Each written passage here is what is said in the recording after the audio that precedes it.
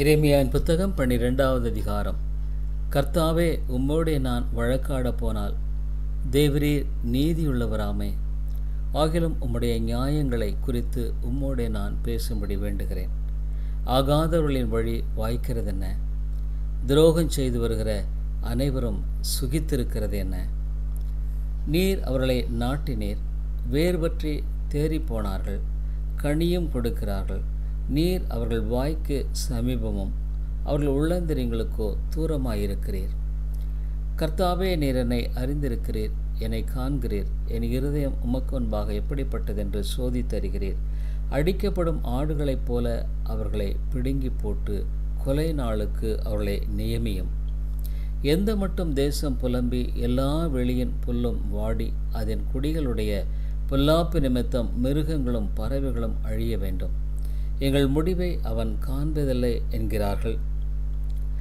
நீ காலாட்களோடு எழும்போதே உன்னை இழைக்க பண்ணினார்களானால் குதிரைகளோடு எப்படி சேர்ந்து ஓடுவாய்? சமாதானமுள்ள தேசத்திலேயே நீ அடைக்கலம் தேடினால் யோர்தான் பிரவாகித்து வரும்போது நீ என்ன செய்வாய்? உன் சகோதரரும் உன் தகப்பன் வம்சத்தாரும் உனக்கு துரோகம் பண்ணி அவர்களும் உன்னை பின்தொடர்ந்து மிகவும் ஆரவாரம் பண்ணினார்கள். அவர்கள் உன்னோடே இனிய வார்த்தைகளை பேசினாலும் அவர்களை நம்ப வேண்டாம். நான் என் வீட்டை விட்டுவிட்டேன், என் சுதந்திரத்தை நெகிழவிட்டேன். என் ஆத்துமா நேசித்தவனை அவனுடைய சத்துருவின் கையிலே ஒப்பு கொடுத்தேன். என் சுதந்திரம் காட்டிலுள்ள சிங்கத்தைப் போல் எனக்காயிற்று. அது எனக்கு விரோதமாய் கர்ஜிக்கிறது, ஆதலால் அதை வெறுக்கிறேன். என் சுதந்திரம் பல வர்ணமான பட்சியைப் போல் எனக்காயிற்று. ஆகையால் பட்சிகள் அதை சுற்றிலும் வருவதாக. வெளியின் சகல ஜீவன்களே அதை பட்சிக்கும்படி கூடி வாருங்கள். அநேக மேய்ப்பர்கள் என் திராட்சை தோட்டத்தை அழித்து என் பங்கை காலால் மிதித்து என் பிரியமான பங்கை பாழான வனாந்தரமாக்கினார்கள். அதை பாழாக்கி விட்டார்கள். பாழாய் கிடக்கிற அது என்னை நோக்கி புலம்புகிறது. தேசமெல்லாம் பாழாயிற்று, ஒருவனும் அதை மனதிலே வைக்கிறதில்லை. கொள்ளைக்காரர் வனாந்தரத்திலுள்ள எல்லா உயர் நிலங்களின் மேலும் வருகிறார்கள். கர்த்தருடைய பட்டயம் தேசத்தின் ஒரு முனை தொடங்கி தேசத்தின் மறுமுனை மட்டும் பட்சித்து கொண்டிருக்கும். மாம்சமாகிய ஒன்றுக்கும் சமாதானமில்லை. கோதுமையை விதைத்தார்கள், முள்ளுகளை அறுப்பார்கள். பிரயாசப்படுவார்கள், பிரயோஜனமடையார்கள். கர்த்தருடைய உக்கிர கோபத்தினால் உங்களுக்கு வரும் பலனை குறித்து வெட்கப்படுங்கள். இதோ, நான் என் ஜனமாகிய இஸ்ரவேலுக்கு காணி ஆட்சியாக கொடுத்த என் சுதந்திரத்தை தொடுகிற துஷ்டரான அயலார் அனைவரையும் தங்கள் தேசத்தில் இராதபடிக்கு பிடுங்கி போடுவேன் என்று கர்த்தர் அவர்களை குறித்து சொல்லுகிறார். யூதா வம்சத்தாரையும் அவர்கள் நடுவில் இராதபடிக்கு பிடுங்கி போடுவேன். அவர்களை நான் பிடுங்கி போட்ட பிற்பாடு நான் திரும்பவும் அவர்கள் மேல் இறங்கி அவர்களை தங்கள் சுதந்திரத்துக்கும் தங்கள் பூமிக்கும் திரும்ப பண்ணுவேன். அப்புறம் அவர்களின் ஜனத்துக்கு பாகாலின் மேல் ஆணையிட கற்றுக் கொடுத்தது போல கர்த்தருடைய ஜீவனை கொண்டு என்று சொல்லி என் நாமத்தின் மேல் ஆணையிடும்படி என் ஜனத்தின் வழிகளை நன்றாய் கற்றுக்கொண்டால் அவர்கள் என் ஜனத்தின் நடுவிலே ஊன்ற கட்டப்படுவார்கள். கேளார்களே ஆகில் நான் அப்படிப்பட்ட ஜாதியை வேரோடே பிடுங்கி போட்டு அழித்து விடுவேன் என்று கர்த்தர் சொல்லுகிறார். எரேமியாவின் புத்தகம் 13வது அதிகாரம். கர்த்தர் என்னை நோக்கி, நீ போய் உனக்கு ஒரு சணல் கச்சையை வாங்கி அதை உன் அறையிலே கட்டிக்கொள், அதை தண்ணீரிலே போட ஒட்டாதே என்றார். நான் கர்த்தருடைய வார்த்தையின்படியே ஒரு கச்சையை வாங்கி அதை என் அறையிலே கட்டிக்கொண்டேன். 2ஆம் விசை கர்த்தருடைய வார்த்தை எனக்குண்டாகி, அவர், நீ வாங்கினதும் உன் அறையில் இருக்கிறதுமான கச்சையை எடுத்துக்கொண்டு எழுந்து ஐப்பிராத்து நதி மட்டும் போய் அதை அங்கே ஒரு கன்மலை வெடிப்பிலே ஒழித்து வை என்றார். நான் போய் கர்த்தர் எனக்கு கட்டளையிட்டபடியே அதை ஐப்பிராத்து நதியின் ஓரத்தில் ஒழித்து வைத்தேன். அநேக நாள் சென்ற பின்பு கர்த்தர் என்னை நோக்கி, நீ எழுந்து ஐப்பிராத்து நதிக்கு போய் அங்கே ஒழித்து வைக்க நான் உனக்கு கட்டளையிட்ட கச்சையை அவ்விடத்திலிருந்து எடுத்து கொண்டு வா என்றார். அப்பொழுது நான் ஐப்பிராத்து நதிக்கு போய் கச்சையை ஒழித்து வைத்த இடத்திலே தோண்டி அதை எடுத்தேன். ஆனால் இதோ அந்த கச்சை கெட்டு ஒன்றுக்கும் உதவாமற் போயிற்று. அப்பொழுது கர்த்தருடைய வார்த்தை எனக்கு உண்டாகி, அவர், இப்படியே நான் யூதாவுடைய பெருமையையும் எருசலேமுடைய மிகுந்த பெருமையையும் கெட்டுப்போக பண்ணுவேன். என் வார்த்தைகளை கேட்க மாட்டோம் என்று மறந்து தங்கள் இருதயத்தின் கடினத்தின்படி நடந்து அந்நிய தேவர்களை சேவிக்கவும் அவர்களை பணிந்து கொள்ளவும் அவர்களை பின்பற்றுகிற இந்த பொல்லாத ஜனங்கள் ஒன்றுக்கும் உதவாமற் போன இந்த கச்சையை போல ஆவார்கள் என்று கர்த்தர் சொல்லுகிறார். கச்சையானது மனிதனுடைய அறைக்கு சேர்க்கையாக இருக்கிறது போல நான் இஸ்ரவேல் குடும்பத்தார் அனைவரையும் யூதாவின் குடும்பத்தார் அனைவரையும் எனக்கு ஜனங்களாகவும் கீர்த்தியாகவும் துதியாகவும் மகிமையாகவும் சேர்க்கையாக்கி கொண்டேன். ஆனாலும் அவர்கள் செவிகொடாமற் போனார்கள் என்று கர்த்தர் சொல்லுகிறார். சகல ஜாடிகளும் திராட்சரசத்தினாலே நிரப்பப்படும் என்று இஸ்ரவேல் தேவனாகிய கர்த்தர் உரைக்கிறார் என்கிற வார்த்தையை அவர்களுடனே சொல். அதற்கு அவர்கள், சகல ஜாடிகளும் திராட்சரசத்தினாலே நிரப்பப்படுவது எங்களுக்கு தெரியாதா என்று உன்னுடனே சொல்வார்கள். அப்பொழுது நீ அவர்களை நோக்கி, இதோ இந்த தேசத்தின் குடிகள் எல்லாரையும் தாவீதின் சிங்காசனத்தின் மேல் உயிரோடு இருக்கிற ராஜாக்களையும் ஆசாரியர்களையும் தீர்க்கதரிசிகளையும் எருசலேமின் குடிகள் எல்லாரையும் நான் வெறியினால் நிரப்பி பிதாக்களும் பிள்ளைகளுமாகிய அவர்களை ஒருவர் மேல் ஒருவர் மோதி விழும்படி பண்ணுவேன் என்று கர்த்தர் சொல்லுகிறார். நான் அவர்களை அழிப்பதே அன்றி மன்னிப்பதுமில்லை, தப்ப விடுவதுமில்லை, இறங்குவதுமில்லை என்று சேனைகளின் என்று கர்த்தர் உரைக்கிறார் என்று சொல் என்றார். நீங்கள் செவி கொடுத்து கேளுங்கள், மேட்டுமையாய் இராதேயுங்கள். கர்த்தர் விளம்பினார். அவர் அந்தகாரத்தை வரப்பண்ணுவதற்கு முன்னும் இருண்ட மலைகளில் உங்கள் கால்கள் இடறுவதற்கு முன்னும் நீங்கள் வெளிச்சத்துக்கு காத்திருக்கும்போது அவர் அதை அந்தகாரமும் இருளுமாக மாற பண்ணுவதற்கு முன்னும் உங்கள் தேவனாகிய கர்த்தருக்கு மகிமையை செலுத்துங்கள். நீங்கள் இதை கேளாமற் போனீர்களானால் என் ஆத்துமா மறைவிடங்களில் உங்கள் பெருமை நிமித்தம் துக்கித்து கர்த்தருடைய மந்தை சிறைப்பட்டு போனதென்று என்று என் கண் மிகவும் அழுது கண்ணீர் சொரியும். நீங்கள் ராஜாவையும் ராஜாத்தையும் நோக்கி தாழ வந்து உட்காருங்கள். உங்கள் சிரசின் சிங்காரமாகிய உங்கள் மகிமையின் கிரீடம் விழுந்ததென்று சொல்லுங்கள்.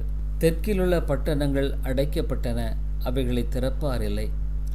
யூதா அனைத்தும் குடி விலக்கப்பட்டு போகும், அது சமூலமாய் சிறைப்பட்டு போகும். உங்கள் கண்களை ஏறெடுத்து வடக்கே இருந்து வருகிறவர்களை பாருங்கள். உனக்கு கொடுக்கப்பட்டிருந்த மந்தையும் உன் மகிமையான ஆட்டு கிடையும் எங்கே? அவர் உன்னை விசாரிக்கும்போது என்ன சொல்லுவாய்?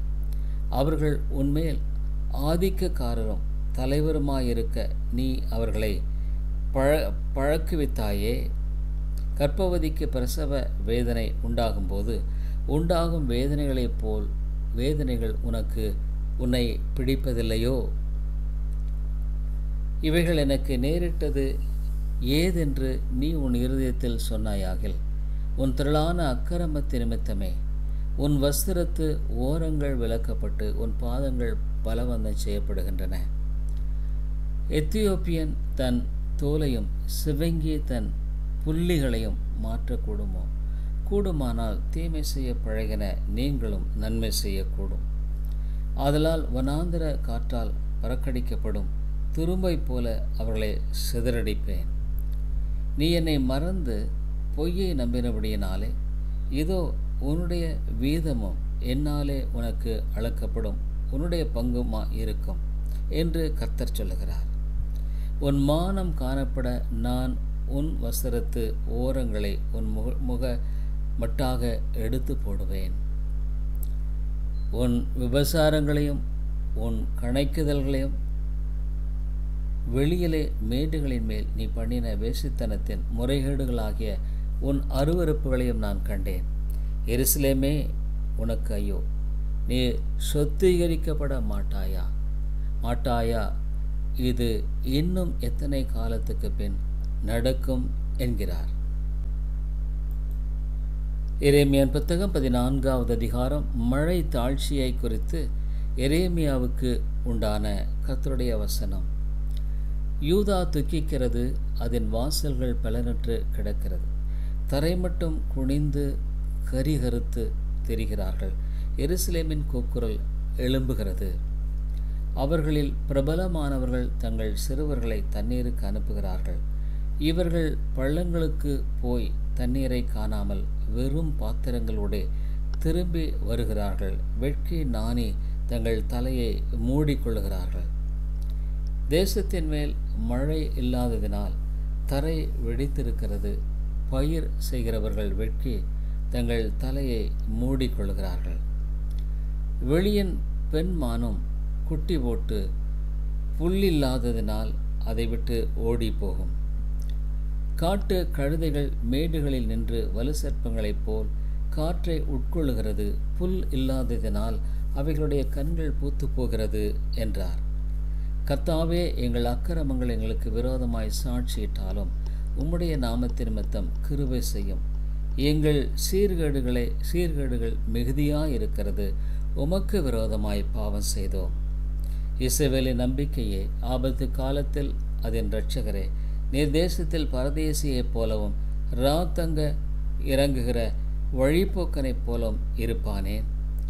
நீர் விடாய்த்து போன புருஷனைப் போலவும் ரட்சிக்க மாட்டாத பராக்கிரமசாலியைப் போலவும் இருப்பானேன்.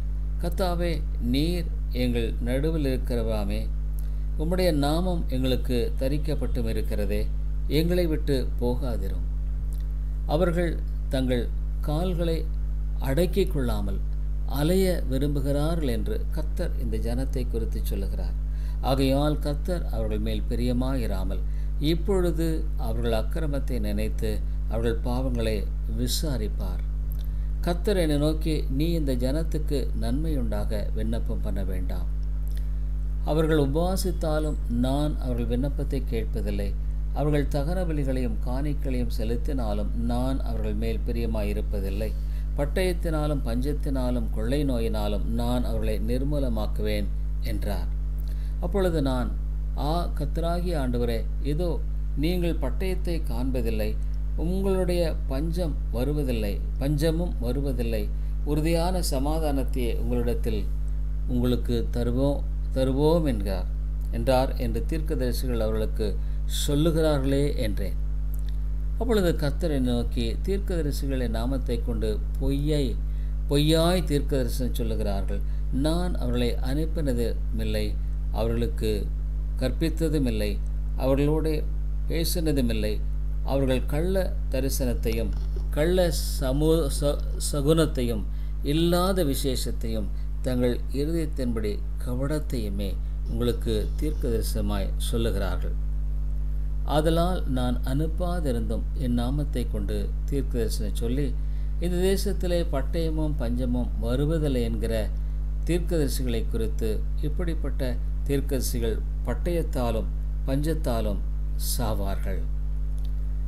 அவரிடத்தில் தீர்க்க தரிசனம் கேட்கும் ஜனங்களும் எருசலேமின் வீதிகளிலே பட்டயத்தாலும் பஞ்சத்தாலும் அழிந்து அவர்களும் அவர்கள் மனைவிகளும் அவர்கள் குமாரரும் அவர்கள் குமாரத்திகளும் அடக்கம் பண்ணுவார் இல்லாமல் கிடப்பார்கள். அவருடைய பொல்லாப்பை அவர்கள் மேல் வரப்பண்ணுவேன் என்று கர்த்தர் சொல்லுகிறார். என் கண்களிலிருந்து இரவும் பகலும் ஓயாமல் கண்ணீர் ஓடிக்கொண்டிருக்கும். என் ஜனம் என்கிற குமாரத்தியே, கன்னிகை மகாவேதனையுள்ள அடியினாலும் கொடிய காயத்தினாலும் சேதப்பட்டிருக்கிறாள். நான் வெளியே போனால் இதோ பட்டயத்தால் கொல்லப்பட்டவர்கள், நகரத்தில் வந்தால் இதோ பஞ்சத்தால் வருந்துகிறவர்கள்.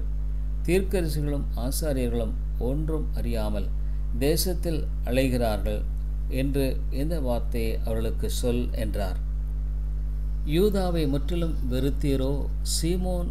சீயோன் உம்முடைய ஆத்துமாவுக்கு அரோசிகமாயிற்றோ? நாங்கள் ஆரோக்கியம் அடையக்கூடாதபடி எங்களை ஏன் அடித்தீர்?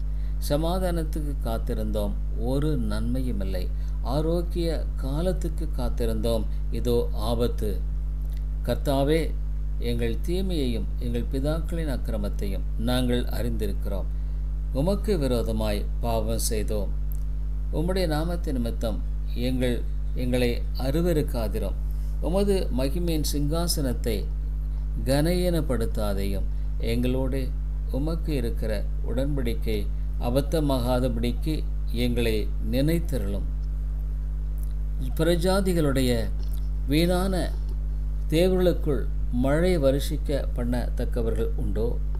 அல்லது வானங்கள் தானாய் மழைகளை கொடுக்குமோ? எங்கள் தேவனாகிய கர்த்தராயிருக்கிற நீர் அல்லவோ அதை செய்கிறவர். ஆகையால் உமக்கு காத்திருக்கிறோம். தேவரீர் இவைகளை எல்லாம் உண்டு பண்ணினீர். எரேமியாவின் புத்தகம் 15வது அதிகாரம். கர்த்தர் என்னை நோக்கி, மோசேயும் சாமுவேலும் என் முகத்துக்கு முன்பாக நின்றாலும் என் மனம் இந்த ஜனங்கள் பட்சமாய் சாராது. இவர்கள் என் முகத்தை விட்டு புறப்பட்டு போகும்படி இவர்களை துரத்திவிடு. எங்கே புறப்பட்டு போம் என்று இவர்கள் உன்னை கேட்டால், நீ அவர்களை நோக்கி, சாவுக்கு ஏதுவானவர்கள் சாவுக்கும், பட்டயத்துக்கு ஏதுவானவர்கள் பட்டயத்துக்கும், பஞ்சத்துக்கு ஏதுவானவர்கள் பஞ்சத்துக்கும், சிறையிருப்புக்கு ஏதுவானவர்கள் சிறையிருப்புக்கும் நேராய் போக வேண்டும் என்று கர்த்தர் உரைக்கிறார் என்று சொல்லு. கொன்று போட பட்டயமும், பிடித்து இழுக்க நாய்களும், பட்சித்து அழிக்க ஆகாயத்து பறவைகளும், பூமியின் மிருகங்களும் ஆகிய 4 விதமான வாதைகளை நான் அவர்கள் மேல் வர கட்டளையிடுவேன் என்று கர்த்தர் சொல்லுகிறார். எசேக்கியாவின் குமாரனும் யூதாவின் ராஜாவுமாகிய மனாசே எருசலேமில் செய்தவைகளை நிமித்தம் அவர்களை பூமியில் உள்ள எல்லா ராஜ்யங்களிலும் அலைய பண்ணுவேன். எருசலேமே, யார் உன்மேல் இறங்குவார்கள்? யார் உன்மேல் பரிதபிப்பார்கள்? யார் உன்னிடத்திற்கு திரும்பி உன் சுக செய்தியை விசாரிப்பார்கள்? நீ என்னை விட்டு பின்வாங்கி போனாய். ஆகையால் நீ என் கையை உனக்கு விரோதமாய் நீட்டி உன்னை அழிப்பேன். நான் பொறுத்து பொறுத்து இளைத்து போனேன் என்று கர்த்தர் சொல்லுகிறார். தேசத்தின் வாசல்களில் அவர்களை தூற்றுக்கூடையால் தூற்றி போடுவேன். என் ஜனங்கள் தங்கள் வழிகளை விட்டு திரும்பாதபடியினால் நான் அவர்களை பிள்ளைகள் அற்றவர்களாக்கி அழிப்பேன். கடற்கரை மணலை பார்க்கலும் அதிக விதவைகள் அவர்களில் உண்டாயிருப்பார்கள். பட்டம்பகலிலே பாழாக்கிறவனை தாயின் மேலும் பிள்ளைகளின் மேலும் வரப்பண்ணுவேன். அவர்கள் மேல் பட்டணத்தின் கலகத்தையும் பயங்கரங்களையும் விழப்பண்ணுவேன். 7 பிள்ளைகளை பெற்றவள் களைத்து போகிறாள். அவள் தன் பிராணனை விட்டுவிட்டால் இன்னும் பகலாயிருக்கையில் அவளுடைய சூரியன் அஸ்தமித்தது. வெட்கமும் லச்சையும் அடைந்தான். அவர்களில் மீதியாயிருக்கிறவளையோ அவர்களுடைய சத்துருக்களுக்கு முன்பாக பட்டயத்துக்கு ஒப்பு கொடுப்பேன் என்று கர்த்தர் சொல்லுகிறார். என் தாயே, தேசத்துக்கெல்லாம் வழக்குக்கும் வாதுக்கும் உள்ளானவைகளா இருக்கும்படி என்னை நீ பெற்றாயே. இதோ நான் அவர்களுக்கு வட்டி கொடுத்ததுமல்லாமல் அவர்கள் எனக்கு வட்டிக்கு கொடுத்ததுமில்லை. ஆனாலும் எல்லாரும் என்னை சபிக்கிறார்கள். உன்னில் மீதியாயிருப்பவர்கள் நன்மை அடைவார்கள்.